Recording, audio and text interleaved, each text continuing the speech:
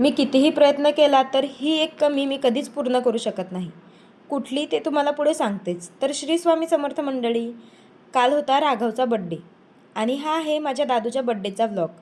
दुपारीच आम्ही निघालो होतो थोड्याशा शॉपिंगसाठी. आता छोटाच बड्डे करायचा होता तरी पण थोडंसं डेकोरेशन करावंच म्हटलं. मग गेलो आम्ही फुगे घ्यायला. 2 दुकानं फिरलो. त्याच्यानंतर मी एवढी कन्फ्यूज झाले ना, मग 2 प्रकारचे फुगे घेतले आणि निघालो पुढच्या कामाला. आणि मार्च महिन्यातच जून महिन्यासारखं ऊन तापतंय. खूपच ऊन होतं बाहेर. बरं, या दुकानदार काकाला माहिती पडताच दादूचा बड्डे आहे, त्यांनी लगेच दादूला कॅडबरी दिली आणि दादूने ती बाबाकडे देऊनही दिली. आणि मग गेलो आम्ही बिकानेरमध्ये. म्हटलं फरसाण आणि केक तर कुणीही देतं. आपण आता दादूच्या बड्डेला नाही काही मोठं तर कमीत कमी समोसे तरी देऊ. म्हणून समोस्यांची ऑर्डर देऊन घरी आलो. तर राहुलनी फुगे फुगवायची जबाबदारी घेतली होती. आणि हे छोटंसं डेकोरेशन आमच्या दोघांच्या डोक्याने आम्ही केलं आहे. तुम्हाला कसं वाटलं कमेंट करून नक्की सांगा. आम्ही दादूचा बड्डेही सिंपलच केला होता. आणि हा जो केक आहे तो आमच्या शेजारच्या ताईंनी बनवून दिला आहे. खूप छान झाला होता केकही. हे सगळे दादाचे, आमच्या राघवचे दीदी आणि दादा आहेत. आणि सगळेच व्हिडिओमध्ये यायला खूप एक्सायटेड असतात. आता त्यांनाही सवय झाली आहे माझे व्हिडिओ बनवण्याची. आणि ते छान पोजेस देतात, छान हाय बाय पण करतात. हे बघा, त्यांना जेव्हा कळलं ना की मी व्हिडिओ बनवते तर बघा, कुणी हाय करतंय, कुणी बाय करतंय, कोणी कशी पोज देत आहे, कुणी कशी पोज देत आहे. आणि खूपच गोंडस आणि गुणी बाळं आहेत ही सगळी. दादूच्या बड्डेला सगळेची सगळे एकदम टायमावर हजर राहिली.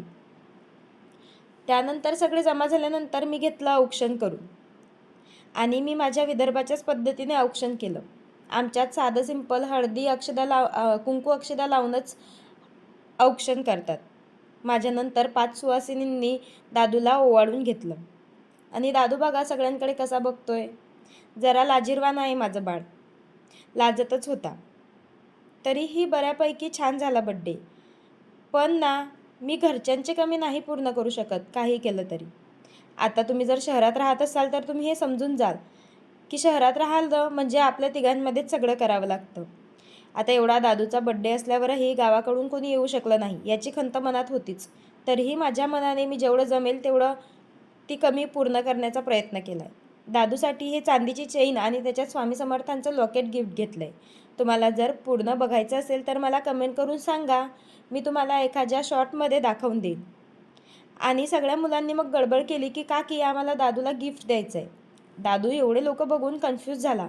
हे सगळे माझ्या भोवती काय करतायत म्हणून. मग त्यांना सांगितलं की बाळांनो, एक एक करून गिफ्ट द्या.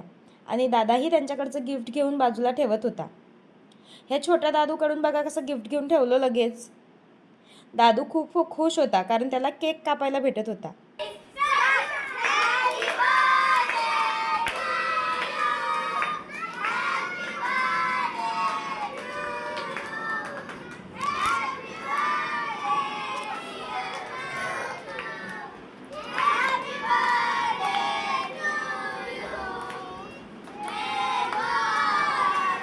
आम्ही मायलेकांनी असा केक कापून घेतला.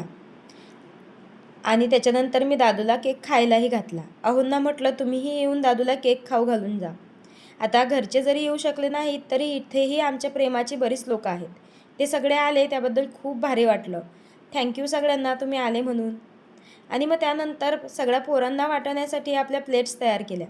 ताईंनी आधीच समोसे आणि चॉकलेट टाकून प्लेट्स काढून ठेवलेल्या. मी त्याच्यात केक कापून ठेवला आणि सगळ्या पोरांना वाटला. आता ज्यांना आधी मिळालं ते लगेच घरी जायला निघाले आणि बाकी मग गडबड करायला लागली. किती भारी असतात ना हे मुलं. सोबत यायचं, सोबत जायचं त्यांना खूपच येड असतं.